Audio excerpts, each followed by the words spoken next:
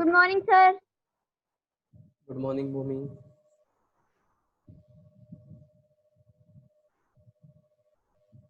Number of participants are very less today.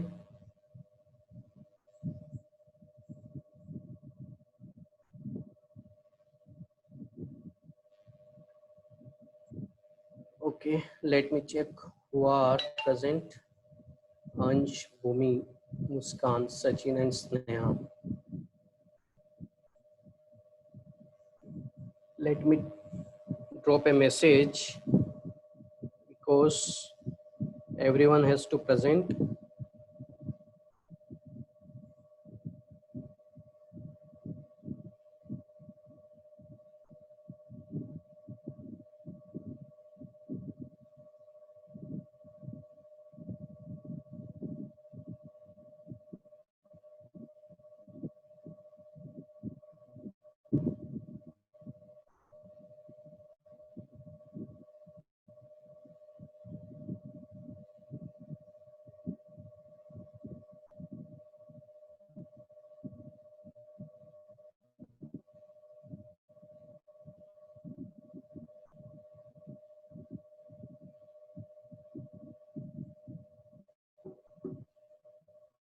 Video on करिए जिसके video of है जल्दी से।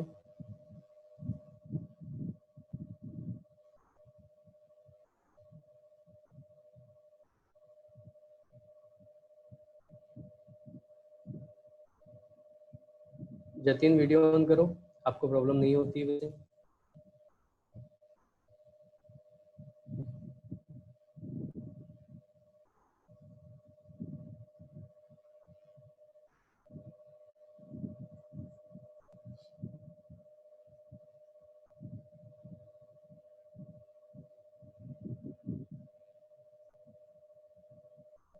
Okay. Today is last class before summer vacation, as you all know. Okay, second chapter में हमारा केवल एक लास्ट टॉपिक बचा है, बाकी एरर तक हम पूरा कंप्लीट कर चुके हैं। ठीक है, dimensional analysis, very simple topic but important. Okay, किसी को कुछ डाउट है प्रीवियस क्लासेस का जो भी है अभी तक जो पढ़ा है, मेनली एरर एनालिसिस। ठीक है, बाकी तो है, ज्यादा टफ नहीं है, बट एरर में प्रॉब्लम्स हैं तो you can ask.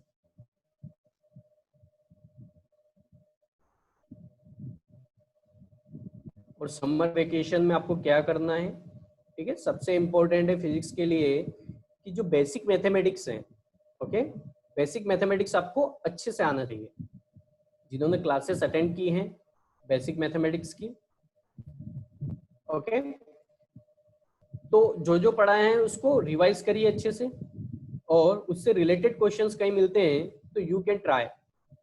Okay, basic mathematics हमारी सही से अच्छे से क्लियर होगी तभी हम न्यूमेरिकल्स अच्छे से कर पाएंगे।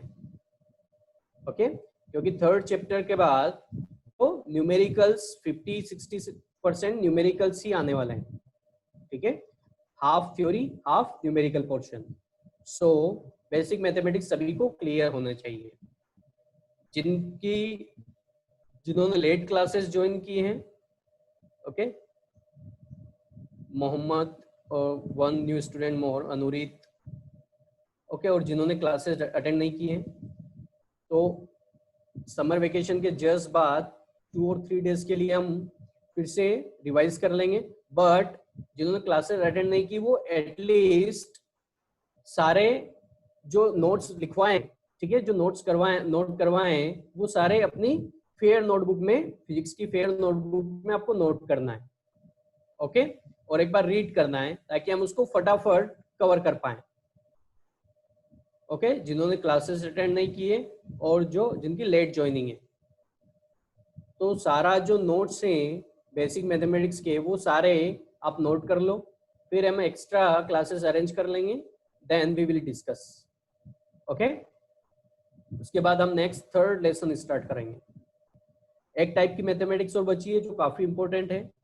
ओके, उसको हम फोर्थ लेसन यानी 4th चैप्टर जो है उससे पहले हम उसको कंप्लीट कराएंगे, ठीक है। 3rd में इतनी ज़्यादा ज़रूरत नहीं पड़ेगी उसकी, ठीक है, तो 4th में पड़ेगी, तो 4th से पहले हम उसको कंप्लीट करेंगे।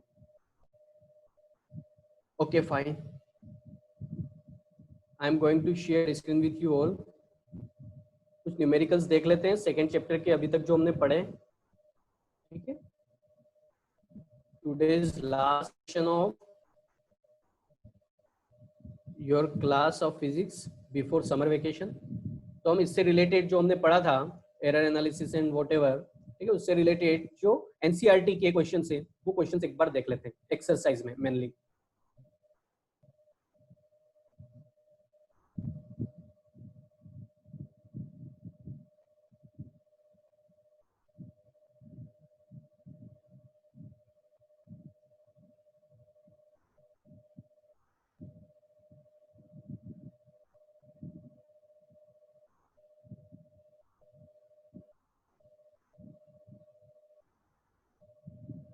ओके, फर्स्ट है in stating numerical answers take care of significant figure, ठीक है। सिग्निफिकेंट फिगर का हमें ध्यान रखना है कि जो भी आंसर कर रहे हो आपको सिग्निफिकेंट फिगर को ध्यान रखना है। फर्स्ट पार्ट क्या है 2.1 का first part, the volume of A cube of side 1 centimetre. Okay, तो इसको ये मीटर में, यानी इसका जो वॉल्यूम है वो वॉल्यूम कितना होगा इन मीटर क्यूब। आंसर करिए चैट बॉक्स में जल्दी से, सभी के आंसर आने चाहिए। फर्स्ट का आंसर क्या होगा, आपको सिग्निफिकेंट फिगर ध्यान रखने हैं, ठीक है, उसके जो रूल्स है वो रूल्स ध्यान रखने हैं। सबसे पहले बताइए साइड है, साइड दी हुई है, इसमें नंबर ऑफ सिग्निफिकेंट फिगर कितने हैं, जल्दी से आंसर करो सभी। 1 सेंटीमीटर दिए है साइड, तो इसमें नंबर ऑफ सिग्निफिकेंट फिगर कितने हैं। ओके स्नेहा, सभी के आंसर आने चाहिए।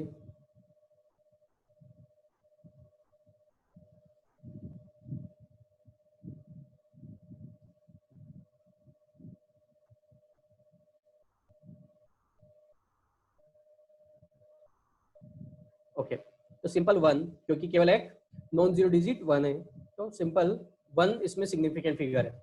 इसका मतलब है, तो अब हम वॉल्यूम फाइंड कर रहे हैं। वॉल्यूम क्या होता है, side into side into side. Okay, तो 1 centimetre into 1 centimetre into 1 centimetre, यानी हर एक टर्म में हमारे पास 1 सिग्निफिकेंट फिगर है। तो फाइनल आंसर में भी क्या होना चाहिए, ठीक है। मैंने ऑपरेशन में बताया था कि जब एडिशन और सब्ट्रैक्शन करते हैं, एडिशन और सब्ट्रैक्शन करते हैं, तो फाइनल आंसर में हम क्या देखते हैं, फाइनल आंसर में हमारे डेसिमल के बाद, ये ध्यान रखना, एडिशन और सब्ट्रैक्शन में हम डेसिमल पॉइंट देखते हैं कि हमारा जो फाइनल आंसर है उसमें डेसिमल पॉइंट्स के बाद कितने डिजिट होने चाहिए। तो जितने टर्म्स को हम ऐड कर रहे हैं या सब्ट्रैक्ट कर रहे हैं, उन टर्म्स में ऐसा नंबर जिसमें डेसिमल के बाद लीस्ट डिजिट्स हो, यानी कम से कम डिजिट हो। तो फाइनल आंसर में भी उतनी ही, डेसिमल के बाद उतनी ही डिजिट हमारी होनी चाहिए। और अगर मल्टीप्लिकेशन और डिवीजन कर रहे हैं, मल्टीप्लिकेशन और डिवीजन कर रहे हैं, तो हम क्या देखते हैं, हम सिग्निफिकेंट फिगर को देखते हैं कि हमारा है जो जितने नंबर को हम मल्टीप्लाई या डिवाइड कर रहे हैं, उन नंबर में ऐसा नंबर हम फाइंड करते हैं जिसमें सबसे कम सिग्निफिकेंट फिगर हो। तो उस सबसे कम वाले सिग्निफिकेंट नंबर वाले नंबर में जितने सिग्निफिकेंट फिगर हैं, हमारे फाइनल आंसर में भी उतने ही सिग्निफिकेंट फिगर होने चाहिए इन मल्टीप्लिकेशन एंड डिवीजन। तो इसमें कितना 1 सेंटीमीटर यानी 1 सिग्निफिकेंट फिगर है, तो फाइनल आंसर में भी कितना होना चाहिए आपका सिग्निफिकेंट फिगर, कितने होने चाहिए 1 ओनली। ओके, तो इसका वॉल्यूम कितना हो जाएगा 1 into 10⁻⁻6, this is the volume. But significant figure क्या है, अगर ऐसा लिखेंगे 1 इंटू 10⁻⁻6 मीटर क्यूब, तो इसमें सिग्निफिकेंट फिगर कितना, पावर को तो हम देखते ही नहीं है, सिग्निफिकेंट फिगर में हम पावर को इंक्लूड नहीं करते हैं, केवल इसको देख लो। तो इसमें सिग्निफिकेंट फिगर कितना 1, तो फाइनल आंसर इज 1 इंटू 10⁻⁻6, ठीक है।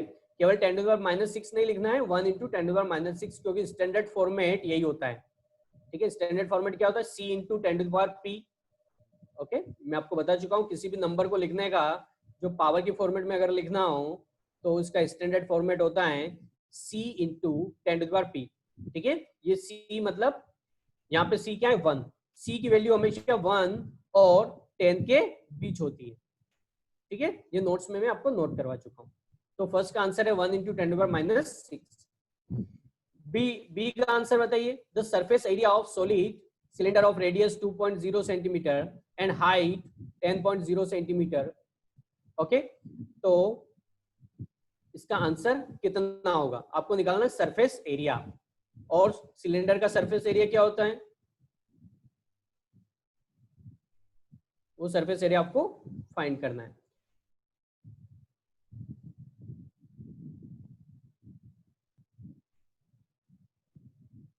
ठीक है, इसके दो सरफेस, यहाँ पे दो टाइप की सरफेसेस है, एक कर्व सरफेस होती है, एक सर्कुलर शेप की सरफेस होती है। तो आपको दोनों का फाइंड करना है। ठीक है, सरफेस एरिया केवल एक का नहीं, एक तो कर्व्ड होती है जिसका सरफेस एरिया होता है 2 pi r into h, 2 pi r h, this is the curved surface area.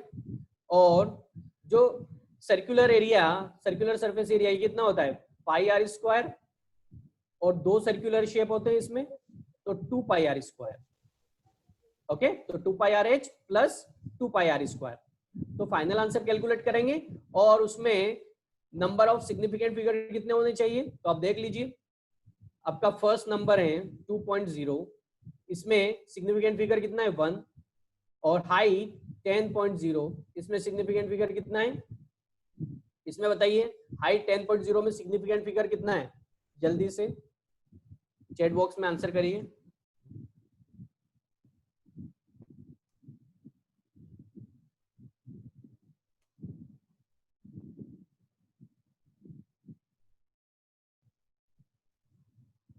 जल्दी से आंसर करो, 10.0 में सिग्निफिकेंट फिगर कितने हैं, 10.0 में नंबर ऑफ सिग्निफिकेंट फिगर कितने हैं।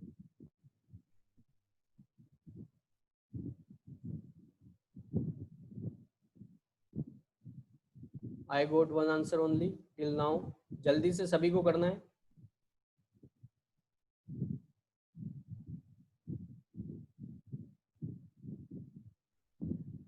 Yes Mohammad,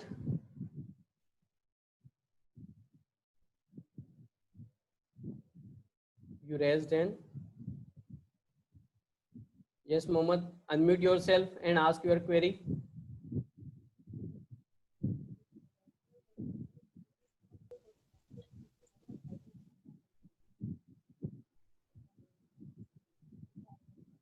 Mohammed Kev, Yes, sir. do you want to ask something? You raised hand. No, sir. Then lower your hand. Sir, वो by mistake. Okay. Okay, number of significant figure कितने, तो rules क्या बोलते हैं, number of significant figure में rules क्या बोलते हैं। सबसे पहले देखिए डेसिमल, डेसिमल वाला नंबर है या नहीं।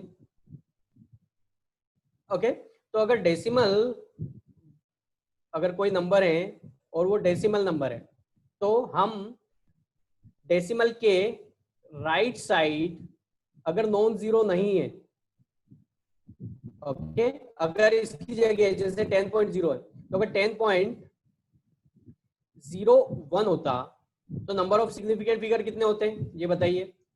10.01 होता तो नंबर ऑफ सिग्निफिकेंट फिगर कितने होते हैं, जल्दी से आंसर करिए।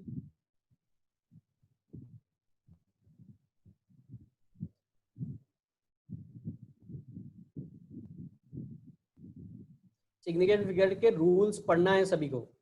10.01 है तो दो नॉन जीरो डिजिट्स के बीच में जीरो है तो ये सिग्निफिकेंट फिगर में काउंट होते हैं। तो इसमें 10.01 में नंबर ऑफ सिग्निफिकेंट फिगर 4 होंगे। ओके, और अगर केवल 0.01 होता, केवल 0.01 होता तो नंबर ऑफ सिग्निफिकेंट फिगर कितने होते।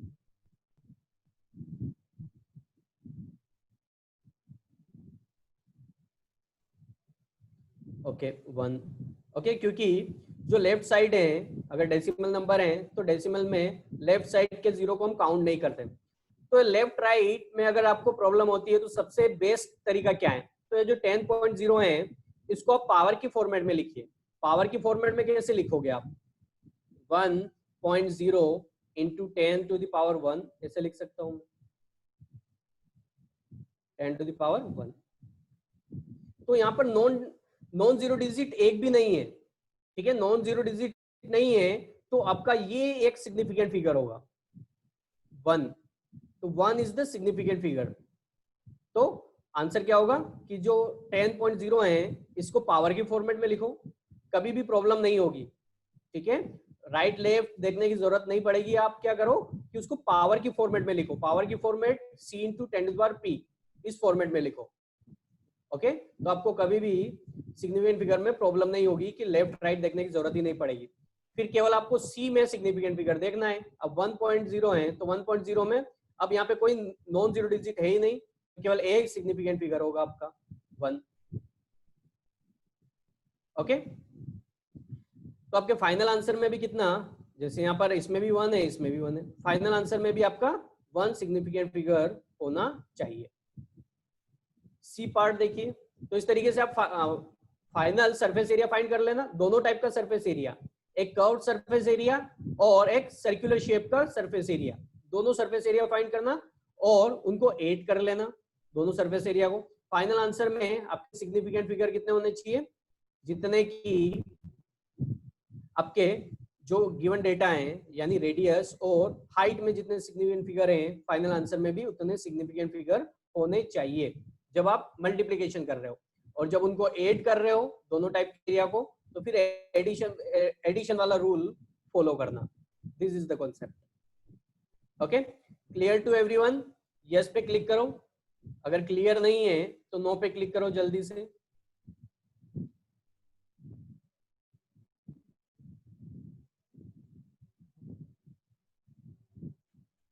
अंश, सार्थक, स्नेहा,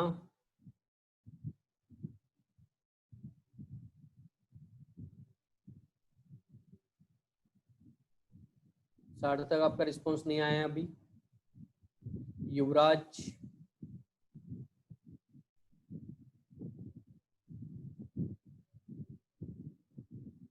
ओके। तो इस तरीके से आपको सिग्निफिकेंट फिगर के जो रूल्स हैं उन रूल्स को ध्यान रखना है। नेक्स्ट 4 क्या है, a vehicle moving with a speed of 18 km/h covers metre in 1 second, ठीक है, मीटर इन 1 सेकेंड। तो आपको क्या करना है, इन 1 सेकेंड, 1 सेकेंड का मतलब यही होता है मीटर पर सेकेंड या मीटर इन 1 सेकेंड, दोनों एक ही मतलब है, दोनों का मीनिंग एक ही है कि अगर मीटर इन 1 सेकेंड लिखूं या मीटर पर सेकेंड लिखूं, that this both are equal, okay. Metre in 1 second लिखूं या मीटर पर सेकेंड, तो कुल मिला के 18 km/h को आपको कन्वर्ट करना है मीटर पर सेकेंड में।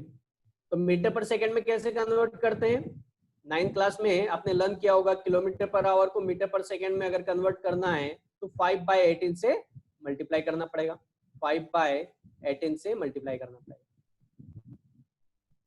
ओके। तो इसमें मल्टीप्लाई कर दो, 18 से 18 कैंसिल आउट हो जाएगा, बचेगा क्या 5, तो 5 metre in 1 second.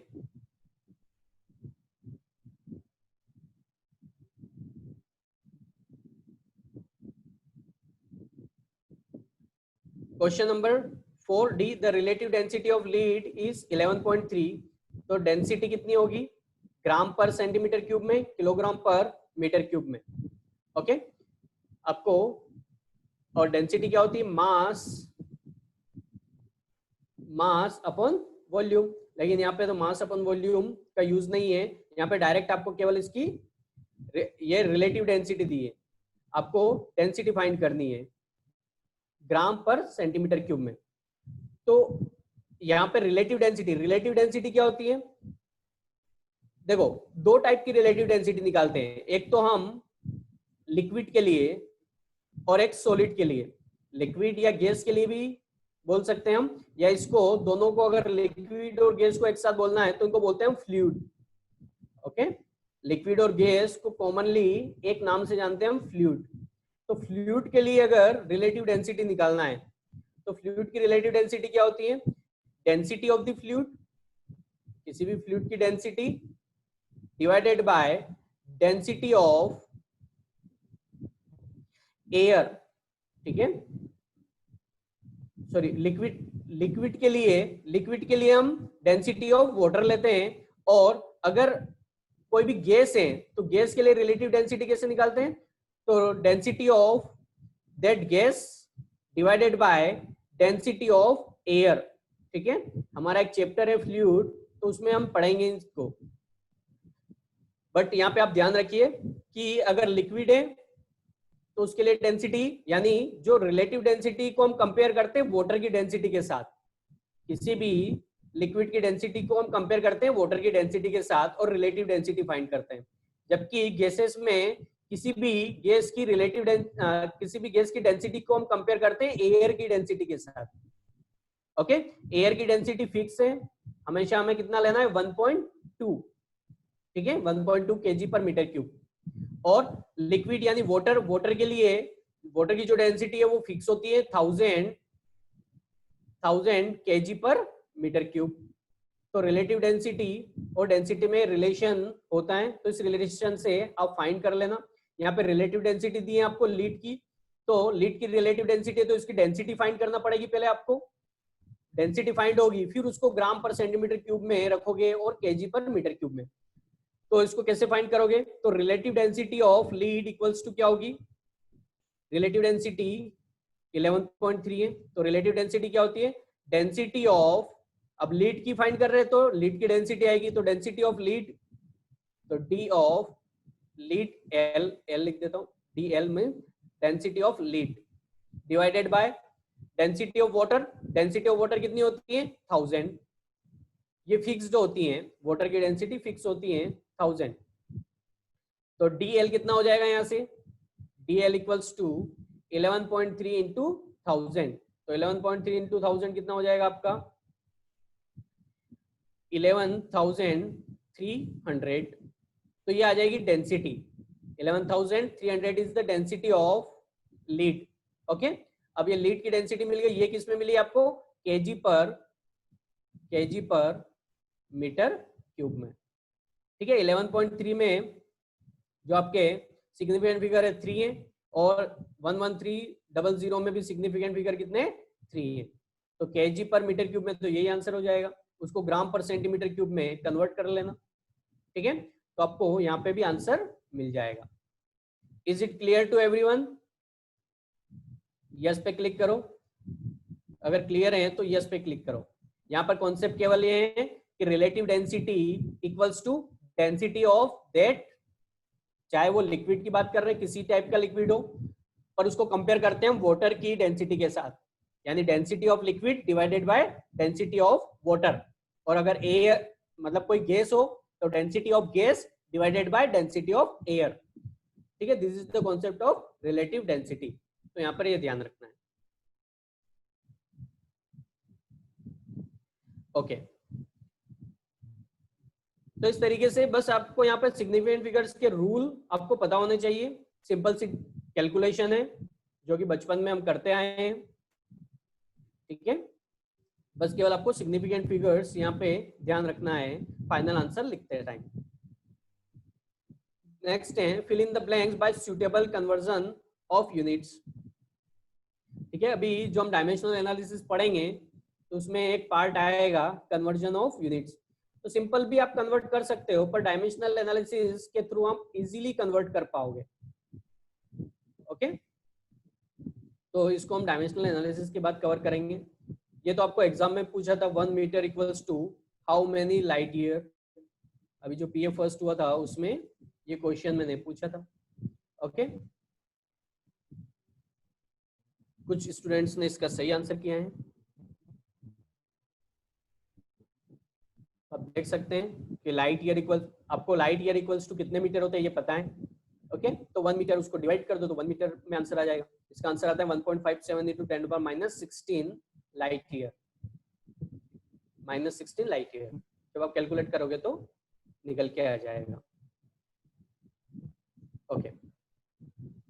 Next 2.3 is the application of dimensional analysis. 2.4 also we will discuss after dimensional analysis. 2.5 also based on dimensional analysis. 2.6 is based on practical measurement instrument. Okay, vernier callipers जब हम laboratory में experiment perform करेंगे उसके बाद इनको पढ़ेंगे. Okay, तो ये बाद में करेंगे हम प्रैक्टिकल करने के बाद. Question number 2.7 we will also discuss about experiment. Question number 2.8 also application of screw gauge, so we will discuss about after experiment. Question number 2.10 इसमें फर्स्ट में बताइए कितने सिग्निफिकेंट फिगर है. सिग्निफिकेंट फिगर फाइंड करना है. ठीक है, इस टॉपिक के बारे में हम पढ़ चुके हैं. फर्स्ट में बताइए ए पार्ट में कितने सिग्निफिकेंट फिगर है, जल्दी से. 0.007 में कितने सिग्निफिकेंट फिगर है.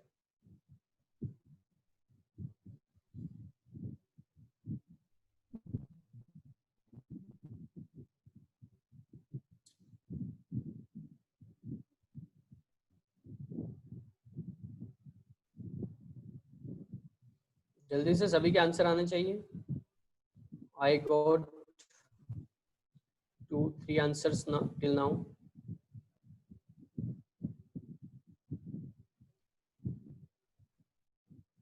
रूल्स में क्लियरली लिखवाया हुआ है, या आप इसको पावर की फॉर्मेट में कन्वर्ट करो.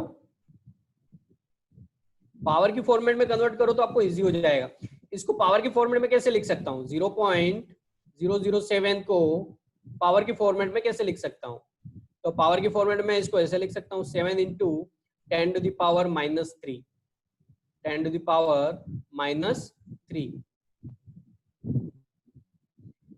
ठीक है. 0.007 लिखूं या 7 × 10⁻³ लिखूं, बोथ आर सेम. ओके, तो पावर को अब कंसीडर करने की जरूरत नहीं है, तो केवल सिग्निफिकेंट फिगर कितना होगा? 1. ओके, तो आप पावर की फॉर्मेट में लिखा करो तो उससे आपको इजी होगी सिग्निफिकेंट फिगर फाइंड करने में. तो फर्स्ट का आंसर है 1. Significant figure is 1. सेकेंड में बी पार्ट में, बी में कितने हैं? ओके भूमि, ओके आरुषि,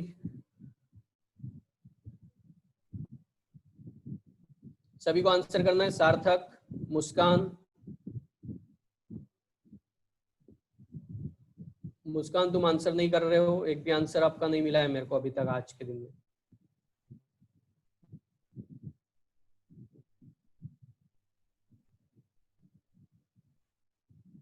ओके जतिन, अंश,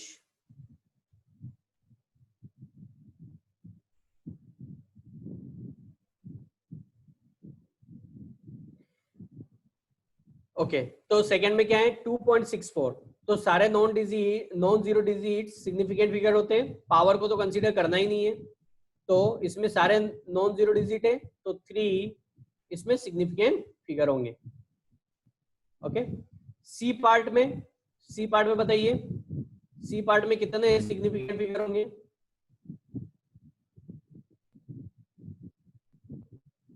ओके अंश,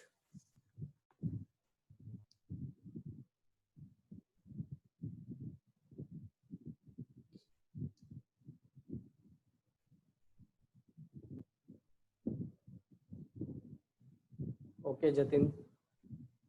तो 0.2370 में जब डेसिमल नंबर होता है कोई, तो डेसिमल में जो राइट साइड जीरो होते हैं, ओके, उनको हम सिग्निफिकेंट फिगर में काउंट करते हैं. जो लेफ्ट साइड होते हैं, जैसे फर्स्ट वाले में देखो लेफ्ट साइड जीरो है, नॉन जीरो डिजिट के लेफ्ट साइड जीरो है, तो इसको सिग्निफिकेंट फिगर में काउंट नहीं करते. पर जो राइट साइड वाले जीरो होते हैं उसको हम सिग्निफिकेंट फिगर में काउंट करते हैं. ठीक है, रूल्स लिखवाए हुए हैं. सो number of significant figures in C is 4. Okay, 2 3 7 0 4 है तो 4 significant figures इस नंबर में है. ओके, सारे रूल्स लिखवाए हुए हैं, एक बार रूल्स पढ़ेंगे तो आपको क्लियर हो जाएगा. ओके, किसी को कुछ डाउट है सिग्निफिकेंट फिगर फाइंड करने में? क्योंकि एमसीक्यूज टाइप क्वेश्चंस में सेकंड चैप्टर से मेनली सिग्निफिकेंट फिगर्स के बारे में जरूर पूछा जाता है, चाहे फाइनल एग्जाम क्यों ना हो. ठीक है, एमसीक्यूज आएंगे तो वन क्वेश्चन यहाँ से सिग्निफिकेंट फिगर से आता ही आता है. सिग्निफिकेंट फिगर्स में किसी को कुछ डाउट है तो यस पे क्लिक करो, अदरवाइज सारे नो पे क्लिक करो. आपको जो रूल्स लिखवाए हैं वो रूल्स रीड कर लेना एक बार. ओके, सारे डाउट्स क्लियर हो जाएंगे. जिसको डाउट है वो यस पे क्लिक करो, जिसको डाउट नहीं है वो नो पे क्लिक करो.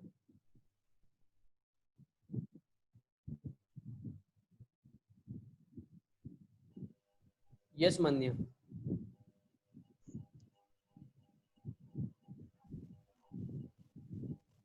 आपको कहाँ पे डाउट आते हैं? मान्य.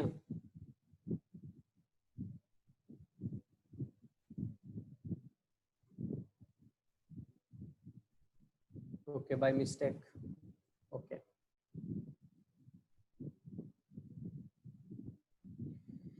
नेक्स्ट आगे बढ़ते हैं. ओके, किसी को कुछ डाउट नहीं है तो बताइए डी वाले पार्ट में कितने सिग्निफिकेंट फिगर हैं जल्दी से. In part D how many significant figures? जल्दी से चैट बॉक्स में आंसर करिए फटाफट.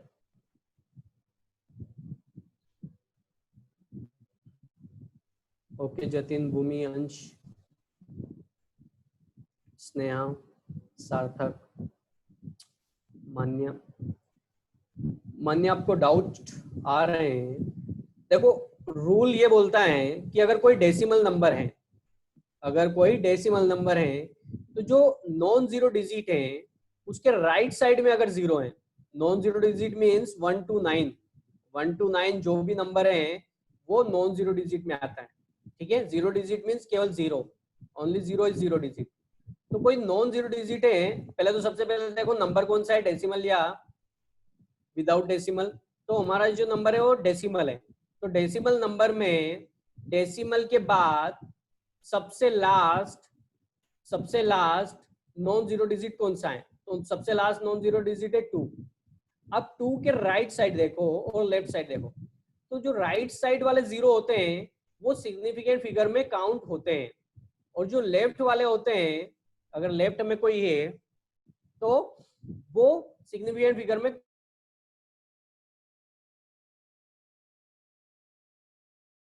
साइड काउंट नहीं होते, राइट साइड काउंट होते हैं. तो इसमें जो जीरो है वो राइट साइड है. So we will consider it in significant figure. Okay, number of significant figure will be 4. Okay, this is the concept. तो इसको ध्यान रखना है. आपने शायद रूल सही से पढ़े नहीं होंगे. ई पार्ट में बताइए, E part number of significant figure.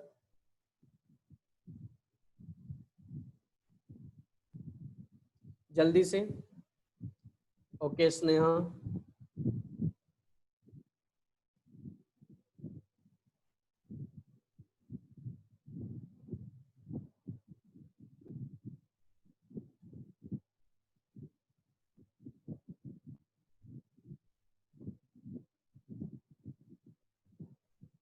Okay, Jatin.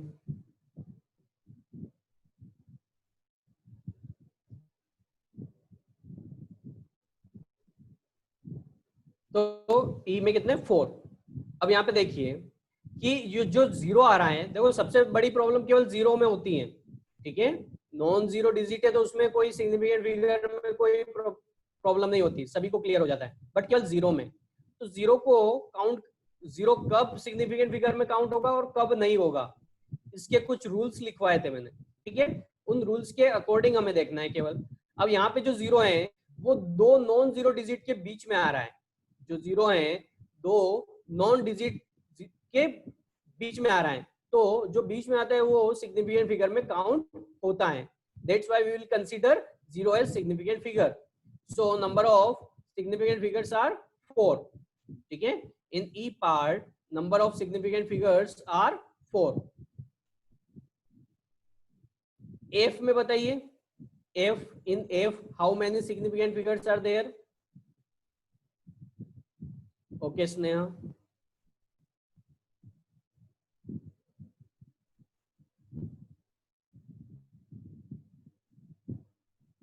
Okay Mohammad, Ansh, Sarthak.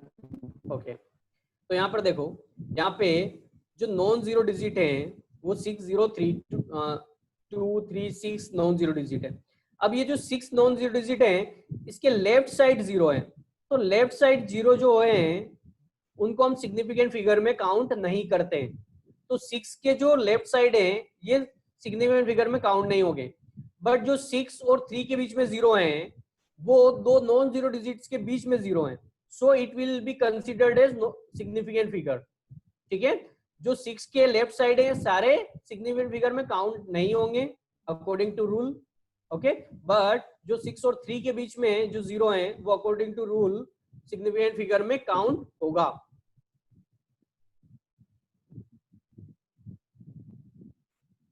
Okay, so number of significant figures in AF is 4. ओके, तो एक बार जिसको प्रॉब्लम हो रही है वो एक बार रूल रीड करना. तो अगर रूल पता है तो सिग्निफिकेंट फिगर का आंसर करने में कोई प्रॉब्लम नहीं होगी.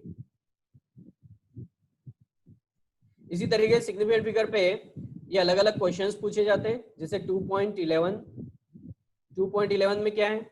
The length, breadth, thickness of rectangular sheet of metals are. ठीक है, लेंथ दी है, ब्रेड दी है और थिकनेस दी है. आपको क्या फाइंड करना है?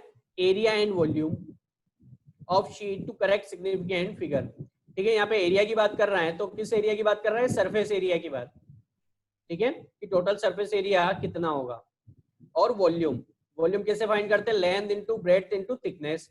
तो सबसे पहले जो सिंपल रूल्स हैं जो बचपन में हम करते आए हैं, ठीक है, डिफरेंट क्लासेस में, तो इनको मल्टीप्लाई करना है. सबसे पहले without considering significant figure multiply this all.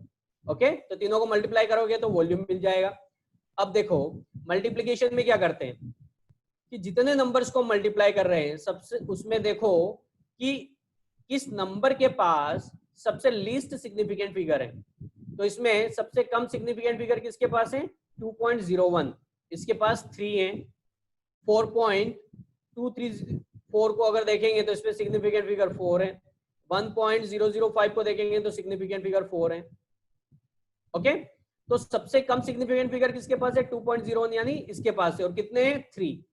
तो इसका मतलब है कि फाइनल वॉल्यूम जो आप फाइंड करेंगे, फाइनल जो नंबर आपका आएगा उसमें भी कितने सिग्निफिकेंट फिगर होना चाहिए? Only 3. This is the rule. Okay, तो मल्टीप्लिकेशन में हम क्या करते हैं? मल्टीप्लिकेशन में हम लीस्ट सिग्निफिकेंट फिगर वाले नंबर के पास जितने सिग्निफिकेंट फिगर हैं, ओके, उतने सिग्निफिकेंट फिगर हमारे फाइनल आंसर में होने चाहिए. This is the rule. Okay, और जब एडिशन और सब्ट्रैक्शन होता है तो एडिशन और सब्ट्रैक्शन होता है तो उसमें हम देखते हैं least digit after decimal number, कि आफ्टर डेसिमल नंबर सबसे लीस्ट कितने डिजिट है. तो अगर इन तीनों को अगर मेरे को ऐड करना होता तो फाइनल आंसर जो मिलता उसमें डेसिमल के बाद कितने डिजिट होने चाहिए होते हैं? जितने इन नंबर्स में सबसे लीस्ट डिजिट है, जिसके पास सबसे लीस्ट डिजिट है. जैसे यहाँ पे भी 2.01 के पास डेसिमल के बाद 2 डिजिट है, तो फाइनल आंसर में भी डेसिमल के बाद हमारे पास केवल 2 डिजिट होने चाहिए.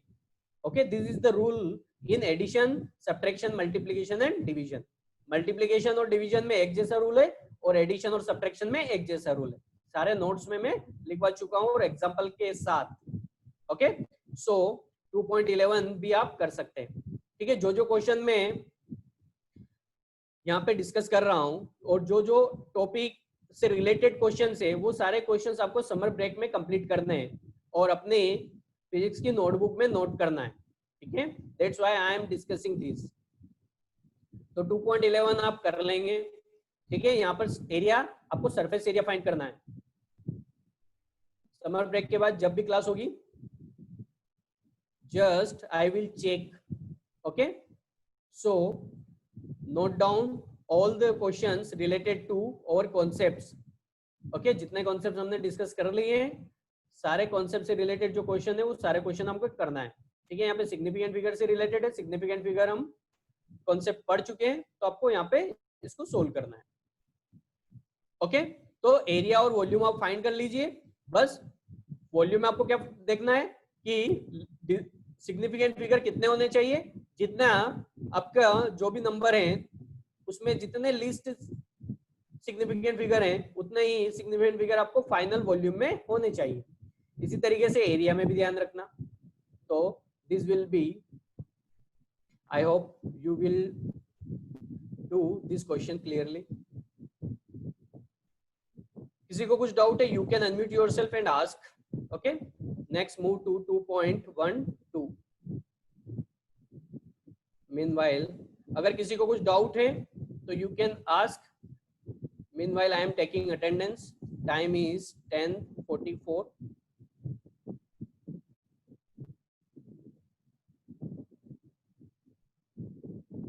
किसी को कुछ डाउट है, कुछ पूछना है तो you can free to ask.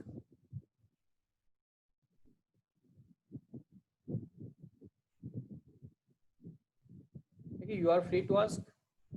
किसी को कोई नहीं पूछना, ओके। तो आपके नोटबुक में जो हम कॉन्सेप्ट पढ़ चुके हैं उनसे रिलेटेड सारे क्वेश्चंस होने चाहिए। Is it clear to everyone? Yes पे क्लिक करो जल्दी से।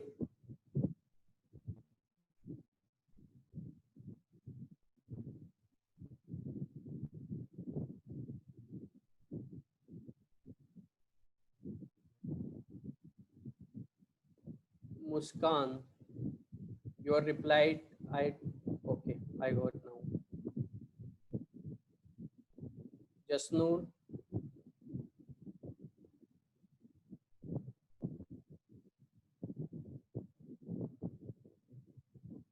okay, fine. So enjoy your summer break, but revise भी करते रहो, ठीक है। पढ़ाई से दूर नहीं होना है, एंजॉय करिए आराम से, बट 1 आवर स्टडी करते रहिए, क्योंकि बाहर तो घूमने जाओगे नहीं अभी सिचुएशन को देखते हुए। So you will be at your home, be safe, be alert and study. Thank you very much to everyone. Yes, Bhumi, want to say something? Thank you, sir, and take care. Okay, thank you. Okay, bye and take care, everyone. कब से start है Yes, sir? when are these summer vacations beginning? summer after 21, after 20, up to 20 there is summer break. 20 from 21 school will reopen. Okay. Online class ही चलेगी अभी, हाँ अभी तो online classes ही चलेगी 21 से। Okay okay, thank you very much. Okay sir, thank you.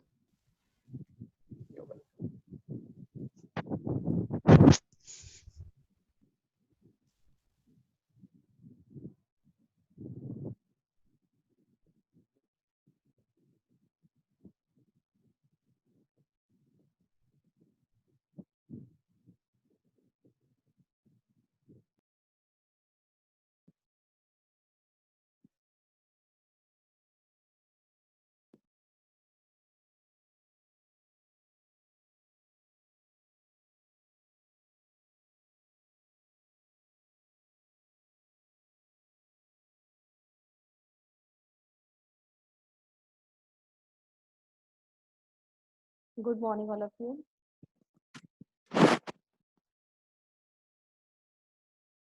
Bhumika, are you there? You have to go to maths class. Okay. चलो, जतिन सलोनी और सचिन, और कोई नहीं ज्वाइन हुआ? कल का एग्जाम कैसे रहा? Sachin, how was your exam? Jatin Saloni, how was your exam?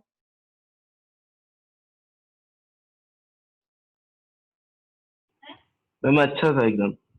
अच्छा था। कितने मार्क्स एक्सपेक्ट कर रहे हो?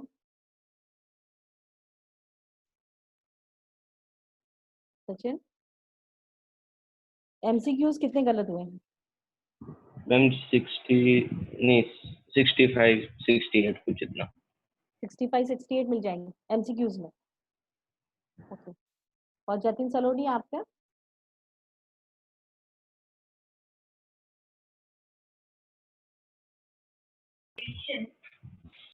हम्म,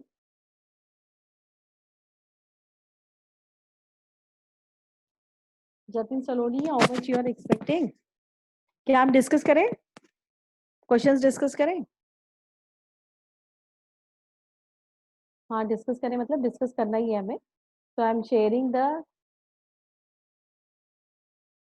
question paper with you.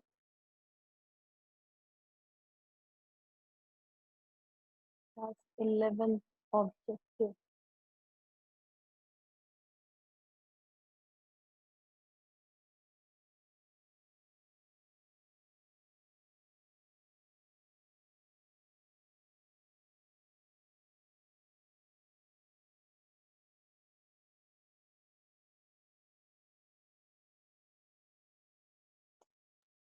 Is it visible?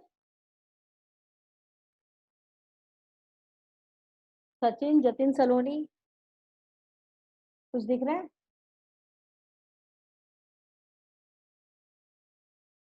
Yes, ma'am. Sachin, चलो फर्स्ट क्वेश्चन का answer, the scientific name of mango is. सारे मैग्निफेरा इंडिका थे, बट यहाँ पे आपको करेक्ट अप्लाई करना है। According to you which is the correct one?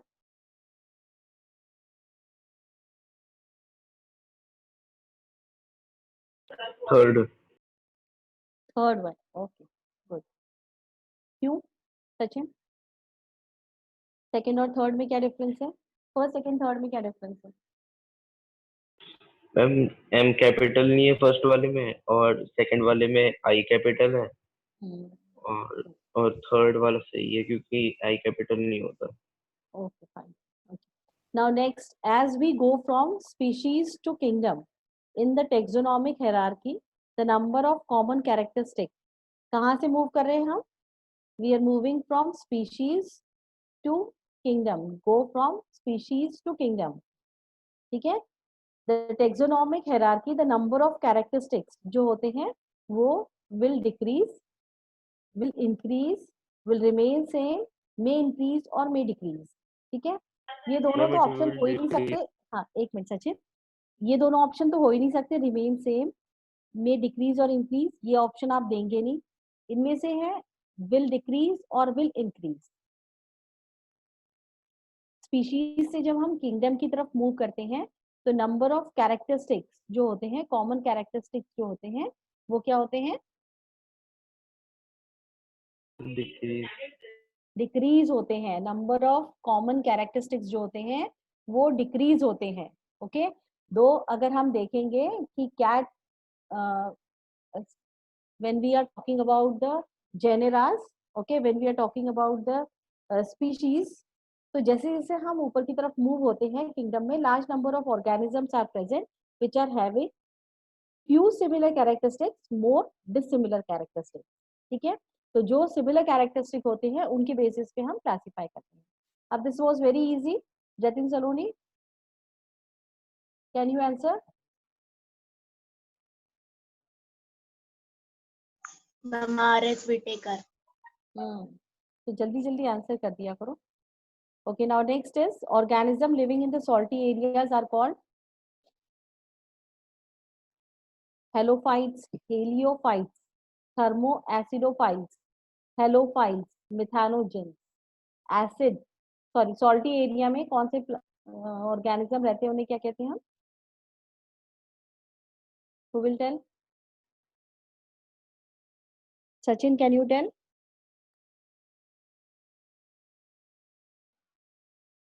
कल किया है ना आप लोगों ने?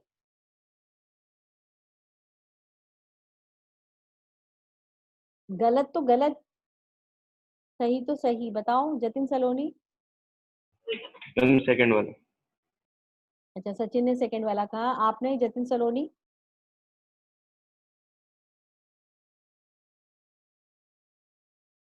एक क्वेश्चन के लिए बहुत टाइम लगाते हो आप लोग।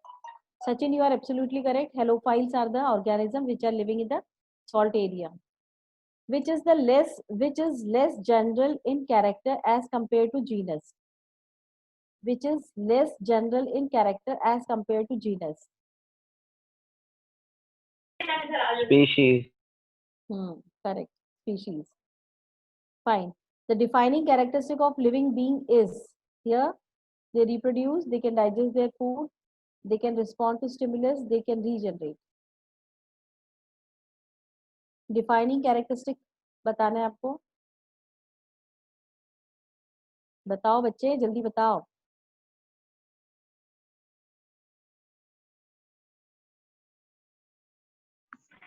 Ma'am, they reproduce. Who said this? Jatin Saloni, they reproduce. Yes, ma'am. अच्छा, म्यूट मत करो बेटा अपने आप को, अनम्यूट ही रखो। जतिन सलोनी, अच्छा सचिन क्या है? Ma'am, they reproduce. They reproduce. अच्छा, you also said they reproduce. See here, what we have written here, the defining characteristic of living being.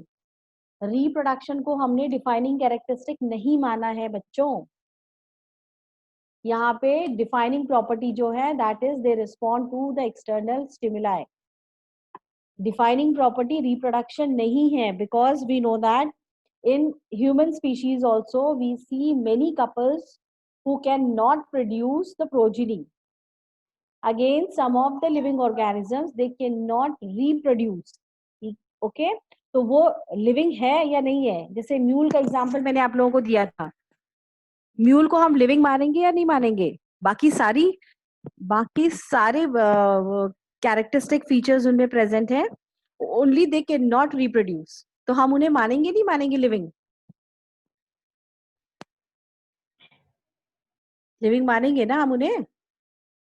Reproduction is not the defining property here. The defining characteristic of living being is they respond to external stimuli. Next question is the energy flow and the energy transformation in the living system follows biogenetic law, law of thermodynamics, law of limiting factors, Lebesgue law of minimum. क्या आएगा? कुछ physics में पढ़ा था, energy के not Ma'am, law of limiting factor. ना ना Ma'am, law physics में of आपने thermodynamics. हाँ, law of thermodynamics is the correct answer. इसीलिए मैंने ये थोड़ा सा ट्विस्टिंग वाला क्वेश्चन लिया, बहुत सिंपल क्वेश्चंस लेकर लेना नहीं था मुझे ये वाला, ठीक है। So here the correct option is law of thermodynamics. यहाँ पे क्या लिखा है? एनर्जी फ्लो, मतलब energy is transferred from one substance to another substance, so that is energy flow and energy transformation, ठीक है। so this is it is transfer, for example अगर हम photosynthesis की देखेंगे तो light energy it is transferred into chemical energy, okay। so ये transformation, ये जो दो law है ये law of thermodynamics में आते हैं। the energy cannot be created, it can be transferred from one form to another form। okay, what is nomenclature? इसमें करेक्ट क्या है?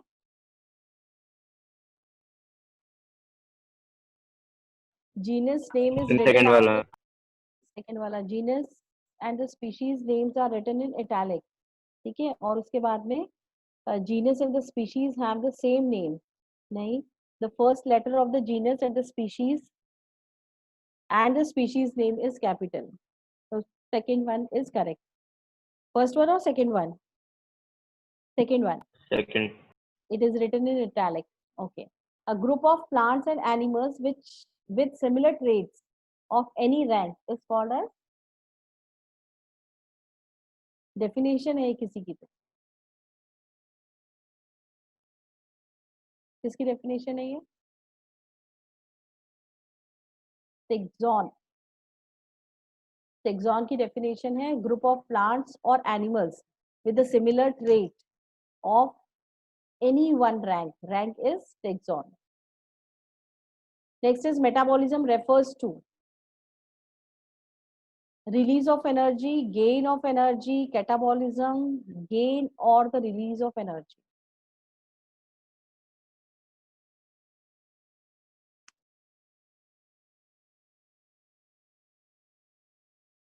किसी ने किया है ये? फोर्थ अच्छा, सचिन ने फोर्थ का है। जतिन सलोनी?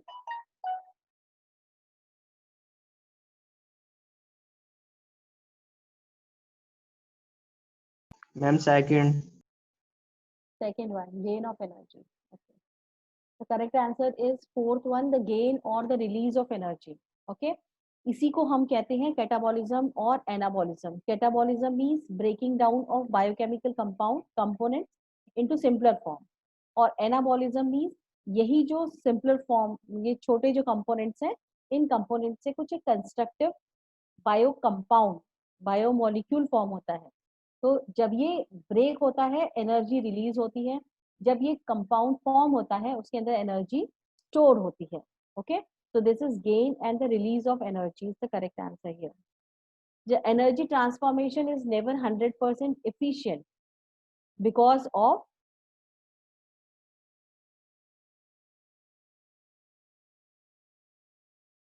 yes, the energy transformation is never 100% efficient because of, कुछ आप फिजिक्स में भी पढ़ते हो ना, व्हाट इज एंट्रोपी? इसका आंसर आप मुझे बताएंगे बाद में. What is entropy? Catabolism, anabolism, ये जो दो टर्म्स हैं, ये टर्म्स जो हैं यू नो दैट, ये नहीं हो सकते. होम्योस्टासिस भी आपको पता है, व्हाट इज होम्योस्टासिस, ठीक है. और entropy, what is entropy? Does it play an important role related to the energy? Chemistry में भी पढ़ा है आपने एंट्रोपी. एक पर्टिकुलर साइंस से हम उसे डिनोट करते हैं किसी रिएक्शन में, ठीक है. तो इसका आंसर आप मुझे बाद में बताएंगे या फिर आप मुझे भेजेंगे ये answer. Fine. Next is contagium vivum fluidum was proposed by, ये सभी को आता है. सेकंड वाला. Second one, that is M.W. Bajring. A dikaryon is formed. ये थोड़ा सा ट्विस्टिंग वाला क्वेश्चन था. A dikaryon is formed when meiosis is arrested, the two haploid nucleus do not fuse immediately, cytoplasm does not fuse, none of the above. बताओ.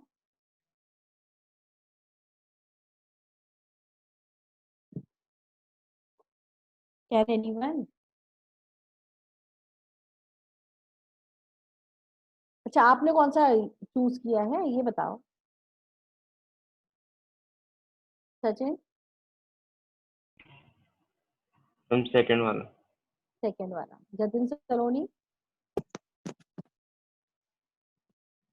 Ma'am, second. Second वाला सही है ये. यहाँ पे the two haploid nucleus do not fuses immediately, इसका मतलब ये होता है कि साइटोप्लाज्म का फ्यूजन हो जाता है बट न्यूक्लियस का फ्यूजन नहीं होता. तो डाइकैरियोन स्टेज करेक्ट है ये, ठीक है. The association between the phycobiont and the mycobiont is found in, everyone knows the answer I hope. क्या लिखा है जल्दी जल्दी बताओ. Sachin, Jatin Saloni? Ma'am lichens. Okay. Jatin Saloni? Ma'am, Lachian. Which of the following organism can be found in the extreme saline condition? Which of the following organisms can be found in extreme saline condition? Who will tell? Eubacteria, Archibacteria. कौन सा होगा? Mycobacteria, Cyanobacteria, Eubacteria. Archaebacteria. Fine. Sachin? Sachin ने archaebacteria कहा. जतिन सलोनी जल्दी बताओ.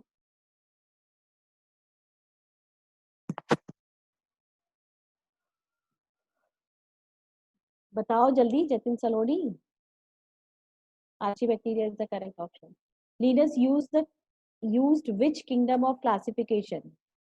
Artificial system, natural system, phylogenetic system, asexual system. ये तो है ही नहीं एसेक्सुअल सिस्टम. फाइलोजेनेटिक है, नेचुरल है, आर्टिफिशियल है. अरे बताओ जल्दी. My pencil is waiting for.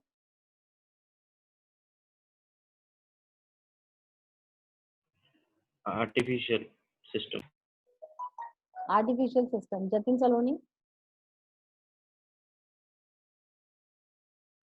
Ma'am natural system. Natural system. Natural system is the correct. Sachin, natural system is the correct one. Okay, now smallest taxon of classification is. Smallest taxon of classification is. अब दोनों का answer similar आना चाहिए. Species. Yes. Jatin Saloni. Ma'am species. Species is the correct answer. Okay. इसके बाद में है. In which kingdom of archaea and the nitrogen fixing organisms are classified? बहुत सिंपल है ये. Monera. Yes, correct. Monera.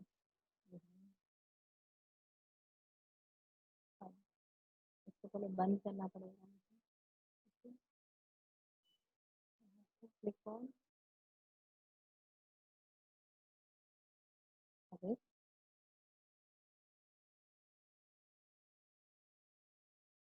Okay. इसको ऊपर कैसे करेंगे आप?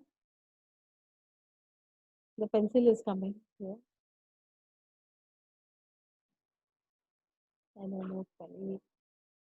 बंद करेंगे. चलो. ये क्या हो रहा है? Clear all.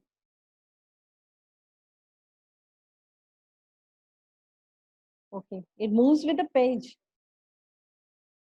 अच्छा, ये स्क्रीन पे टिक करता है ना? पेज पे नहीं करता. Okay. चलो आगे बढ़ेंगे. In the association between the roots and the higher plants of the fungi is called. Association between the roots of fungi is called. Ma'am fourth. Fourth, Markensia. Sachin. Correct option is Fern. mycorrhiza. Mycorrhiza. An association between the roots of higher plant and fungi is called mycorrhiza.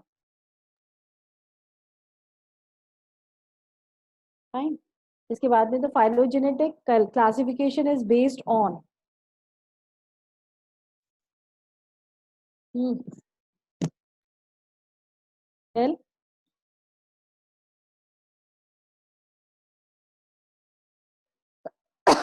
who will tell? जल्दी जल्दी बताओ. Ma'am third. Third क्या है? Common evolutionary relationship. Good. Descendant. Fine. T O Diener. T O Diener ने क्या बताया था?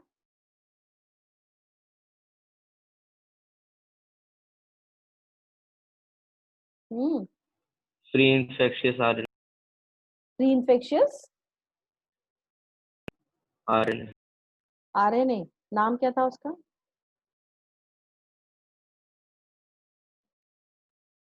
Viroids. ठीक है. आगे. ये बंद कैसे होगा?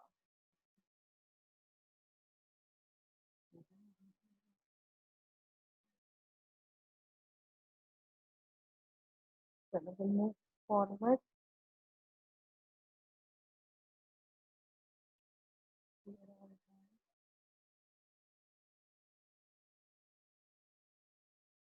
आगे बढ़ेंगे हम. कहाँ पे थे अभी?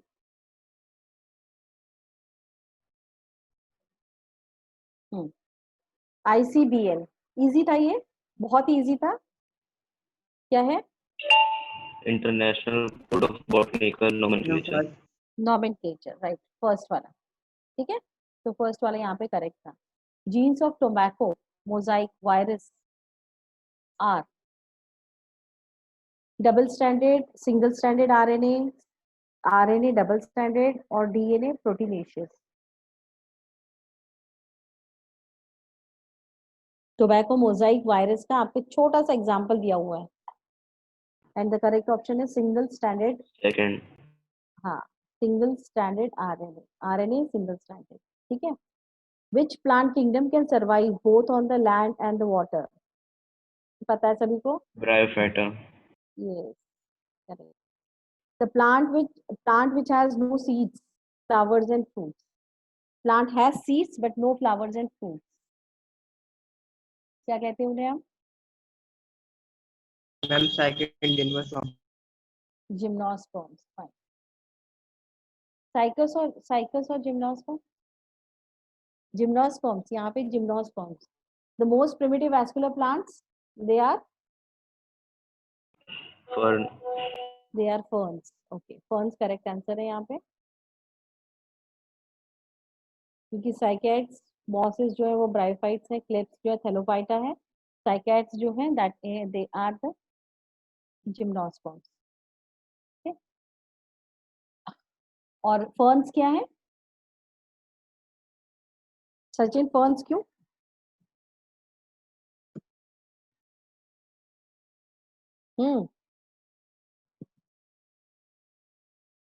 ऐसे तो नहीं करके किया ना जय माता दी वाला सीन तो नहीं था?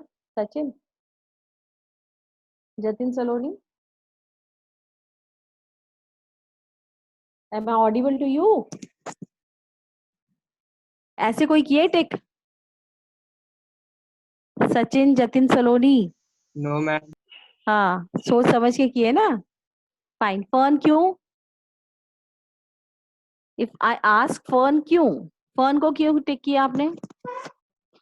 Mosses, they comes under the bryophytes. Cycads, they comes under the they comes under the gymnosperms. Clefts, they comes under thellophyta. Ferns क्या? Ferns को क्यों टिक किया? सचिन, जतिन सलोनी, आपने किसी और को टिक किया?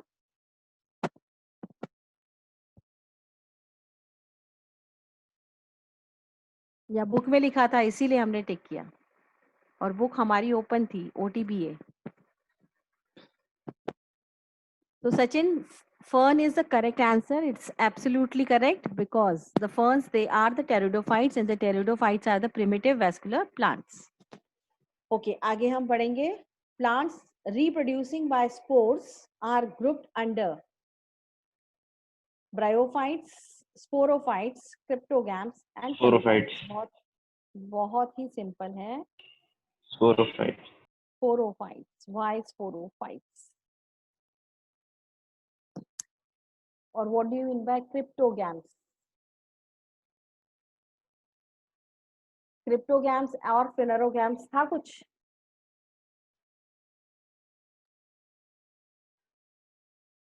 चलो मैं अभी एक्सप्लेन ही करूंगी सचिन.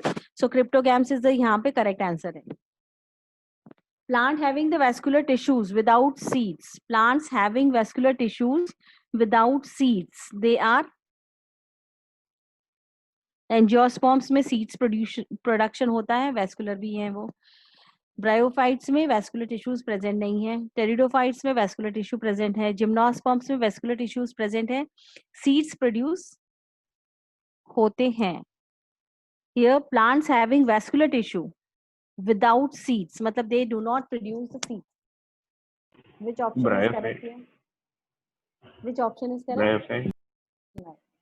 Third. Pteridophyte. यहाँ पे अभी थोड़ी देर पहले हमने देखा था वैस्कुलर, प्रिमिटिव वैस्कुलर टिश्यू कौन सा है? फर्न है. Fern comes under the pteridophytes.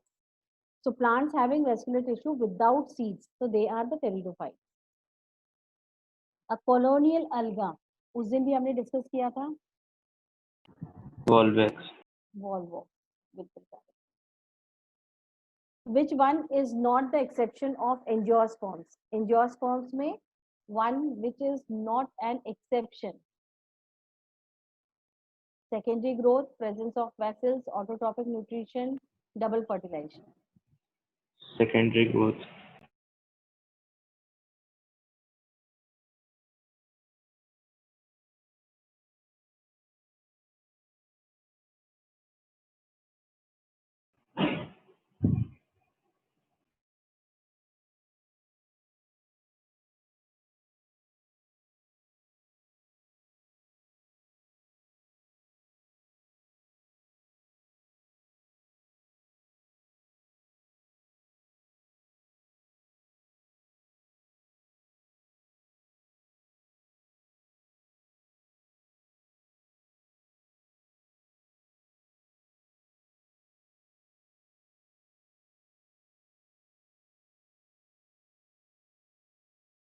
सुनी क्या आप मुझे सुन रहे हो?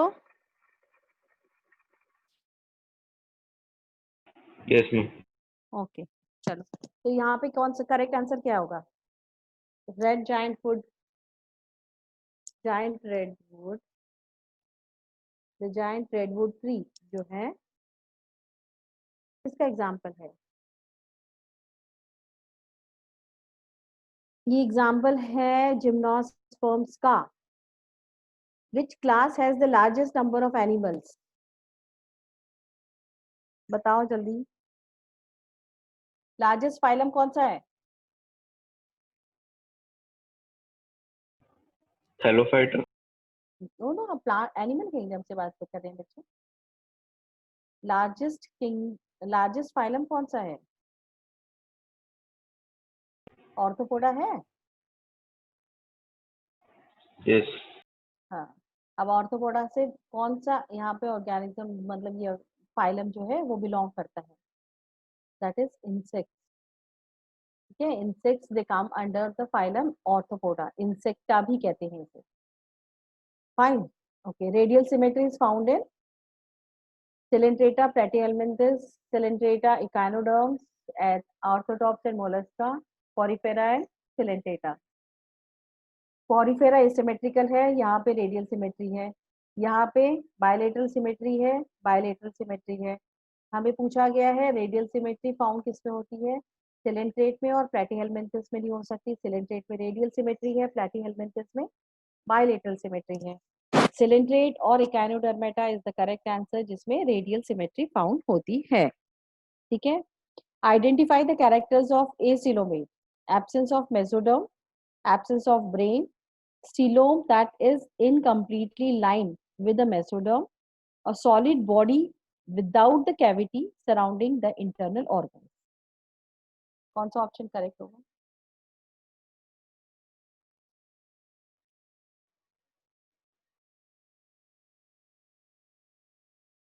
इजी तो नहीं था इस बार का पेपर है। Jatin Saloni ma'am third. Third,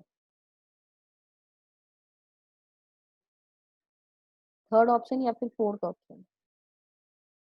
ये कौन से एसिलोमेट मतलब जिनमें सीलोम प्रेजेंट नहीं होता। अब यहाँ पे क्या लिखा हुआ है? Coelom that is incompletely lined with the mesoderm. Incompletely lined मतलब सीलोम वहां पे प्रेजेंट है। जतिन समझ रहे हो? Coelom that is incompletely lined with the mesoderm, तो यहाँ पे सीलोम प्रेजेंट है which is incompletely lined with the mesoderm. इसका मतलब ये है कि यहाँ पे ये ऑप्शन जो है वो गलत है। It is solid body without a cavity surrounding internal organs. Solid body cavity मतलब यहाँ पे बॉडी कैविटी है ही नहीं है।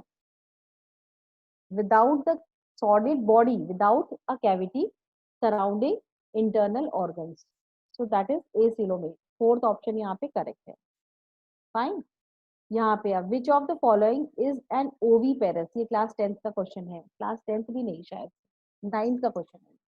ये बहुत बार एनसीईआरटी सीबीएसई में पूछा है। Which one of the following is a oviparous? ये सारे जो हैं ये सारे ओवीपेरस हैं।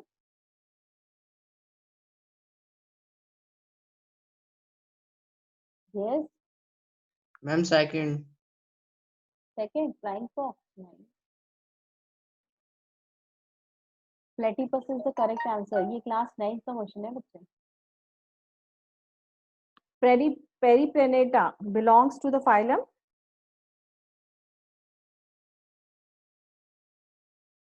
Periplaneta belongs to the phylum.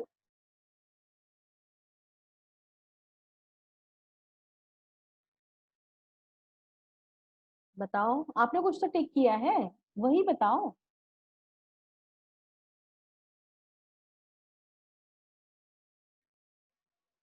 Sachin,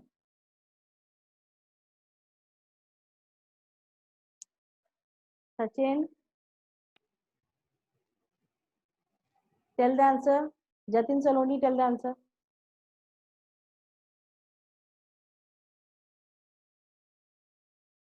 पेरिप्लेनेटा, चलो ठीक है, ढूंढ लेना answer. Cnidaria is characterized by, जो आंसर आप नहीं दोगे वो मैं आगे बढ़ती जाऊंगी। निडेरिया इज कैरेक्टराइज्ड बाय, नहीं आ रहा ये answer. Ma'am first. Tissue level of organization, then cnidoblast, nematoblast, coelenteron, और उसके बाद में ऑल ऑफ द अबव। इन्हें भी ध्यान में रखना है आपको। टिश्यू लेवल ऑफ ऑर्गेनाइजेशन तो है ही उनमें, निमेटोब्लास्ट भी प्रेजेंट होते हैं जिन्हें हम नीडोब्लास्ट भी कहते हैं। इसके बाद में सिलेंट्रॉन जो है, इनके अंदर जो कैविटी होती है उसे हम सिलोम नहीं कहते, उसे हम सिलेंट्रॉन कहते हैं। And all of the above is the correct answer for this Jatin, Cnidaria.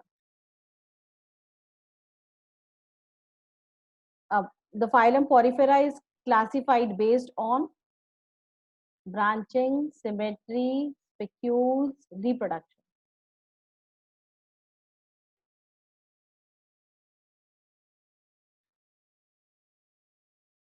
Ma'am third.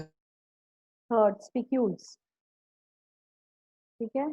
यहाँ पे जो है हम बेसिकली ये करेक्ट आंसर जो है इसका सिमेट्री है, बट स्पिक्यूल्स भी इसको हम दे सकते, मैं मार्क्स दे सकती हूँ आपको, ठीक है, बट आई विल सी अगर वो उसमें चेंजेस कर सकते हैं, but symmetry is the correct answer. On the basis of symmetry these organisms they are asymmetrical. Fine. Which of the following characters is not a typical of mammalia? Alveolar lungs, 7 cervical vertebra, thecodont, and 10 pairs of cranial nerves. Which is not a typical of mammalia?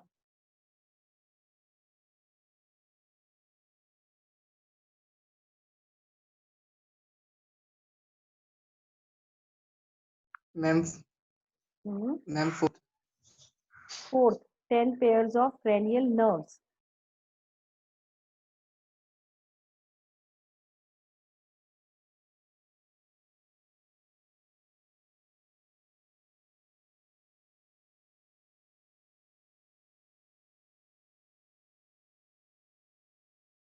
Ten pair of names. It is thecodont detention. Thecodont detention इसका correct answer है. Next is notochord occurs throughout the life and all through the length of the body. किसमें present होती है? Notochord occurs throughout the life and all through the length of the body. किसमें present होती है? हमने देखा था प्रोटोकॉर्डेटा में, सिफेलोकॉर्डेटा और यूरोकॉर्डेटा में, है ना। सिफेलोकॉर्डेटा में, यूरोकॉर्डेटा में सिर्फ टेल में प्रेजेंट होती है, सिफेलोकॉर्डेटा में throughout the body present होती है, throughout the body length present होती है. So cephalochordata here is the correct answer. Body cavity is a cavity present between the body wall and the gut wall. In some animals, the body cavity is not lined by mesoderm. Such animals are called, बोलो, इन animals को क्या कहते हैं? In some animals, the body cavity is not lined by the mesoderm. Not lined by the mesoderm. क्या कहते हैं उन्हें?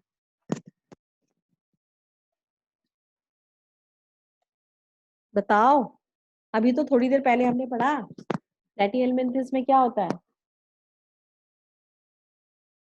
That is acylomate. यहाँ पे करेक्ट कौन सा है?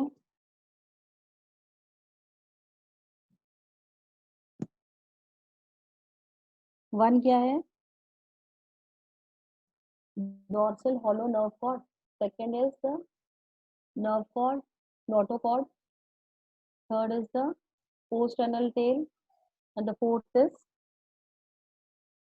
gill slit. कौन सा आंसर ऑप्शन करेक्ट है? Ma'am second. Second. Okay. Select the correct pair. Select the correct pair. Jellyfish ये किस में आता है? इकाइनोडर्मेटा में आता है. Cuttlefish it comes in the spices. Then starfish it comes in the Echinodermata. ठीक है. सो हम किसे करेक्ट, और ऑर्थोपोडा सिल्वर फिश किसे मानेंगे करेक्ट पेयर है? Ma'am second. First. Correct pair करना है ना. सिल्वर फिश देखिए आपने, छोटे छोटे से, जब जो मॉइस्ट एरिया होती है कबर्ड्स में, आप लोगों को छोटी छोटी सी फिश लाइक स्ट्रक्चर्स जो इंसेक्ट फॉर्म, पेस्ट फॉर्म में होता है. ओके, तो ये the correct option is arthropoda silver fish. बाकी ये जो ऑप्शंस हैं ये इनकी करेक्ट पेयरिंग नहीं है. ओके, सॉरी, यहाँ पे देखो जेलीफिश जो है, jellyfish is come under the coelenterate. ठीक है, पाइसेस में नहीं आता. पाइसेस में देखेंगे तो हम कटल फिश आता है. इकाइनोडर्मेटा जो है that is the star fish. तो ये जो ऑप्शंस हैं इनके साथ में जो ये करेक्ट पेयरिंग नहीं है, और arthropoda silver fish is the correct pairing. Which one of the following statement is incorrect? Statement क्या है पढ़ना पड़ेगा. In cockroach and prawns, the excretion in the waste material occurs through Malpighian tubules.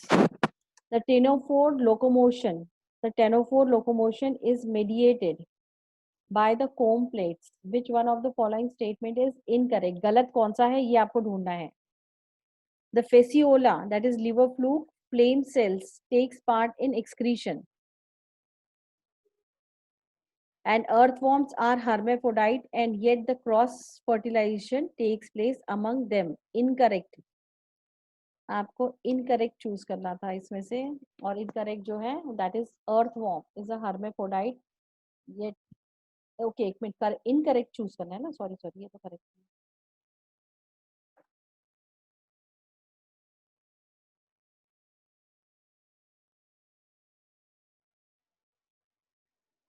cockroach and prawns,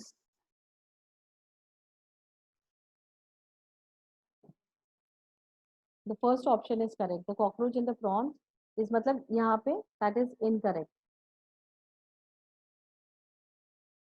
okay, इसमें green glands present होते हैं prawns में, which are responsible for the excretion. Cockroach का सही है बट प्रॉन्स का जो है वो गलत है, इसीलिए इसको इस ऑप्शन को हमने इनकरेक्ट माना है.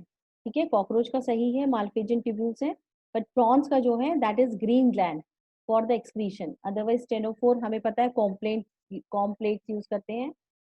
देन फेसियोला फ्लेम सेल्स है इनका, फैटी हेलमिंथस में आता है, और अर्थवर्म का ये भी करेक्ट है.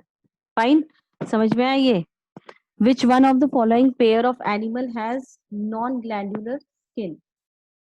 Non-glandular skin किसमें present होती है? Snake, frog, then chameleon,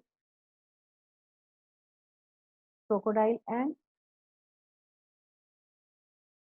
okay, ये थोड़ा सा typical था आप लोगों के लिए. Okay, so here the correct option is chameleon and the turtle. They are having the non-glandular skin. Fine. In which animals group the body is found divided into the compartment with at least some organs? इसको हम एक feature की तरह मानते हैं. What is there? In some animals, the animal groups, the body is found divided into compartments. ये क्या होगा यहाँ पे?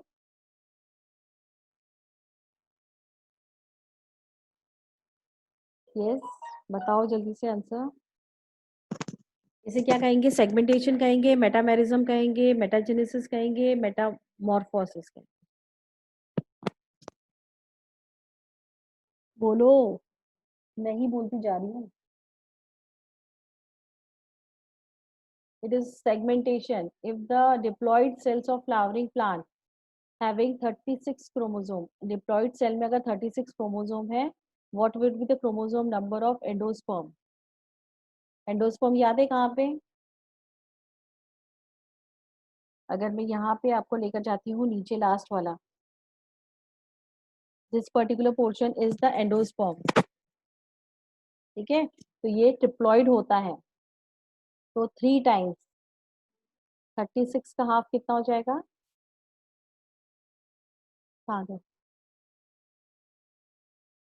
यस, अगर डिप्लॉयड 36 है तो हैप्लॉयड कितना होगा?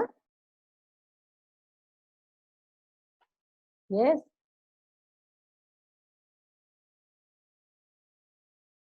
चलो आप कैलकुलेट करोगे इसमें से, ठीक है। डिप्लॉयड अगर 36 है तो हैप्लॉयड कितना होगा?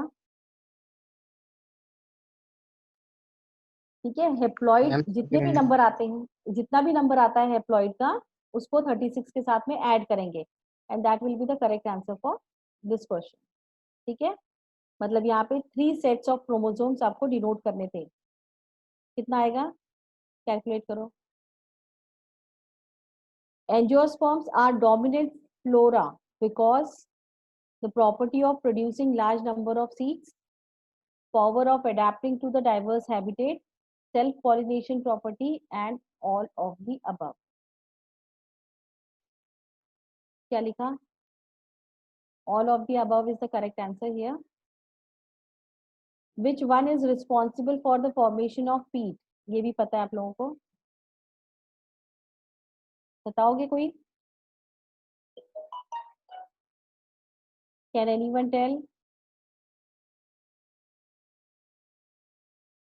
The second one, that is sphagnum. Agar is commercially obtained from green, blue-green algae, then red algae, the brown algae, and the green algae. The red algae is the correct answer. Glaciaria. Pick the mismatched pair: Cycus dioecious, Equistum homosporus, Salvinia heterosporus, Pinus dioecious.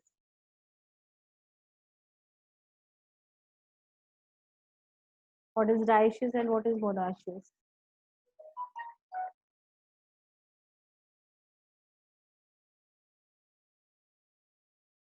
Concept आ रहा है यहाँ पे. What is dioecious and what is monoecious?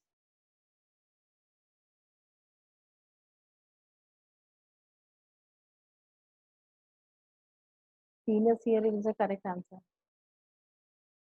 Prothallus is the structure of pteridophytes formed before the thallus developed. Sporophyte, free living structure formed in the prothallus क्या है? Is the creeping structure है या नहीं है?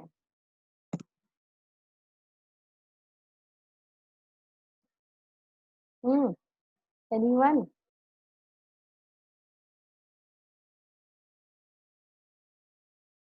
A structure in the pteridophyte formed before the thallus developed. The sporophyte, free living structure formed of pteridophytes. The gametophyte, free living structure formed in the pteridophyte. Then the primitive structure formed after fertilization in the bryophyte. Bryophyte नहीं हो सकता, first वाला नहीं हो सकता, अब ये दोनों में से है, तो the second option is the correct one.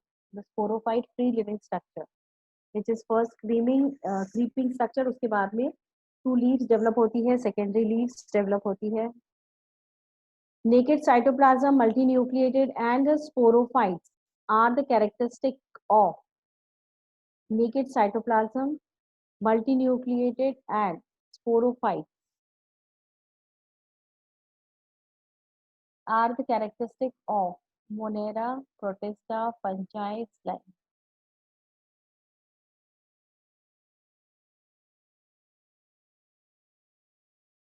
ये भी क्वेश्चन थोड़ा सा ट्विस्ट करके है. सेप्रोफाइट्स कौन होते हैं इसमें से? मोनेरियंस भी होते हैं, फंजाई भी होते हैं. फाइन. अब इसमें कंफ्यूज किस तरह से कहा है? नेकेड साइटोप्लाज्म इसीलिए कहा है because the cytoplasm coenocytic hyphae की अगर हम बात करते हैं तो it is mentioned here, coenocytic hyphae. The naked cytoplasm, multinucleate and sporophyte. तो fungi option is the correct here. Static concept of species was proposed by the Linnaeus, Carolus Linnaeus. The members of Phycomycetes are found. कहाँ पे मिलते हैं Phycomycetes? Aquatic habitat on decaying wood, the moist and the damp places. They are obligate parasites. Phycomycetes. The second and the fourth Ma'am, option. first. First option. The first and the fourth. Okay. First and fourth. The aquatic habitat. नहीं. नहीं.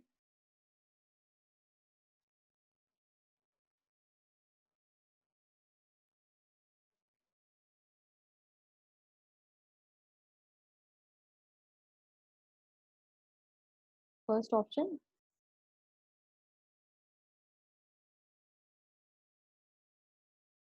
First नहीं है बेटा. Second option is the correct. They are decaying wood, the moist and the damp places. Okay, ये question मैंने आपको hint दी थी. Anyone has found this correct one? ALEs, OLE, ACAE and AE. कौन सा ऑप्शन करेक्ट है इसमें? Third option, the ACEAE family को हम डिनोट करते हैं मोनोकोटिलिडनेसी. Then taxonomic key is one of the taxonomic tool in the identification of classification of plants and animals. It is used in the preparation of monograph, flora. ये दोनों तो नहीं होंगे, both above. ठीक है. यहाँ पे taxonomic key is one taxonomic tool. Taxonomic key is one of the taxonomic tool in the identification of classification of plants and animals. कौन सा होगा?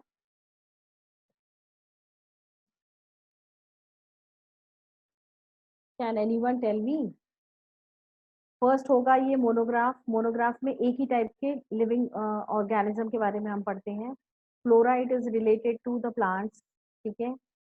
So both the above they are the taxonomic tools. The third option is correct here. What is systematic refer to? Identification and study of organ system, identification and preservation of plants and animals, diversity and the kind of organisms in their relationship, study of habitat and organism in their classification. कौन बताएगा मुझे? The third one. Okay, हाँ, correct.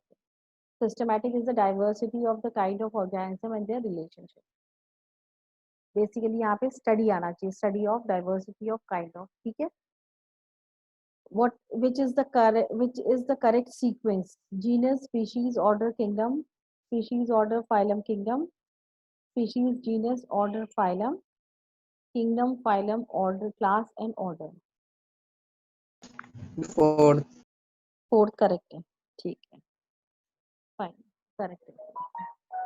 उसके बाद में last जो है, a mature embryo sac contains 3 synergid cells, 1 egg cell, 1 antipodal cell in the polar nuclei. 2 synergid cells, 1 egg cell, 3 antipodal cells and 1 polar nuclei.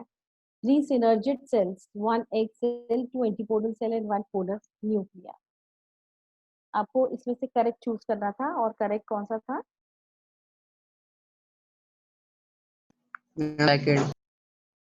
Second वाला. तो everyone is ठीक है. और सब्जेक्टिव जो क्वेश्चन पेपर था आपका, उसमें से कोई क्वेश्चन जो था समझ में नहीं आया, ऐसा कुछ था question?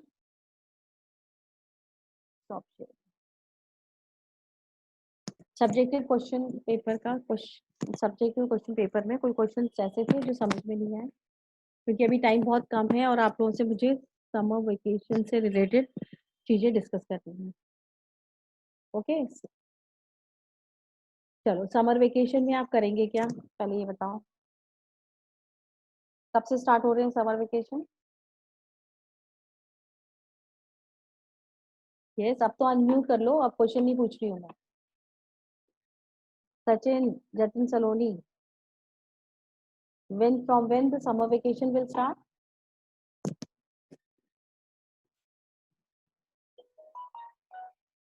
Are you there?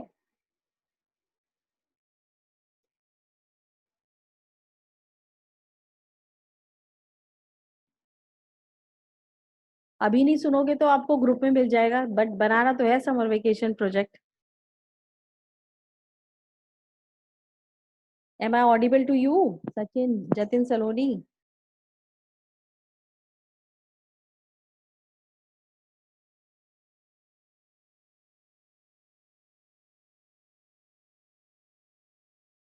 Am I audible to you? Yes, ma'am. Okay. Sachin की आवाज नहीं आ रही मुझे. Sachin, are you there? Okay चलो जतिन सलोनी आपसे आपको बता देती हूँ मैं. हमारी जो एनसीईआरटी बुक है इसमें से कोई एक चैप्टर या फिर कोई एक टॉपिक जो है उसको आपको चूज करना है, ठीक है, और उससे रिलेटेड एक प्रोजेक्ट बनाना है. This is the part of your practical जिससे आपको 30 मार्क्स, ठीक है, 30 मार्क्स का डिवीजन जो होता है वो 20 मार्क्स आप प्रैक्टिकल करते हो उस समय, और 10 मार्क्स जो होते हैं that is related to your project and your lab mineral. Lab mineral कुछ समय के बाद में मैं आप लोगों को एक्सप्लेन करूंगी, बट क्योंकि आपके पास में अभी टाइम है तो you can read your book, you can open your book, जो भी टॉपिक आपको सही लगता है, ठीक है, उससे रिलेटेड आपको एक प्रोजेक्ट बनाना है. The project should be of 15 to 20 pages, इससे ज्यादा बड़ा नहीं होना चाहिए. इसके आगे जो फर्स्ट पेज होगा वो सर्टिफिकेट होता है, सेकेंड पेज जो होता है वो एक्नॉलेजमेंट होता है, थर्ड पेज जो होता है वो कंटेंट होता है, ठीक है, उसके बाद में इंडेक्स होती है, मतलब वही कंटेंट और इंडेक्स, ठीक है. इसके बाद में जो होता है इंट्रोडक्शन होता है, और उसके बाद में आपका प्रोजेक्ट होता है, और लास्ट में आप बिब्लियोग्राफी, कहाँ से आपने ये मटेरियल कलेक्ट किया है वो एक्सप्लेन कर वो लिखोगे आप, और उसके बाद में रिमार्क का पेज होता है. तो मतलब 5 पेजेस जो होते हैं वो एक्स्ट्रा है, तो आपका प्रोजेक्ट जो होता है 15 पेजेस का प्रोजेक्ट होना चाहिए. Is this clear to you, Jatin Saloni? Jatin Saloni सुन रहे हो आप मुझे? कोई क्वेरी होगी तो पूछो जल्दी से, क्योंकि प्रोजेक्ट तो आपको बनाना ही है, ठीक है. प्रोजेक्ट फिर बाद में मैं आपकी जब रेगुलर स्कूल होंगे उस समय मैं आपको अगर बोलूंगी तो यू विल बी बर्डन, मतलब आपको स्टडीज भी करनी है उस समय, होमवर्क भी दिए जाते हैं, और आपको प्रोजेक्ट भी बनाने होते हैं. तो instead of doing at that time, ठीक है, you can choose any topic from your book, NCERT book, and you can make a project, ठीक है. प्रोजेक्ट का मतलब ये नहीं होता कि एनसीईआरटी में जो भी कुछ है वो आप लिखोगे, उससे थोड़ा सा ज्यादा आपको ढूंढना है मटेरियल गूगल से या फिर कोई अलग बुक से, and then you have to make a project of that. Fine, समझ में आया? Yes, ma'am. ओके, तो happy holidays, enjoy your holidays, ठीक है, और साथ में आपको स्टडीज भी करनी है. मेरे ख्याल से क्लास आपकी एंड हो गई है, काफी देर हो गई है, ठीक है. So I will leave your class.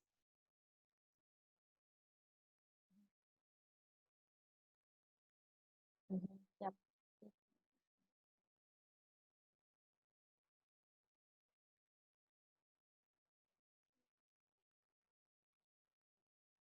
ठीक है, so I will leave the class, ठीक है, and enjoy your holidays and study. Bye, take care.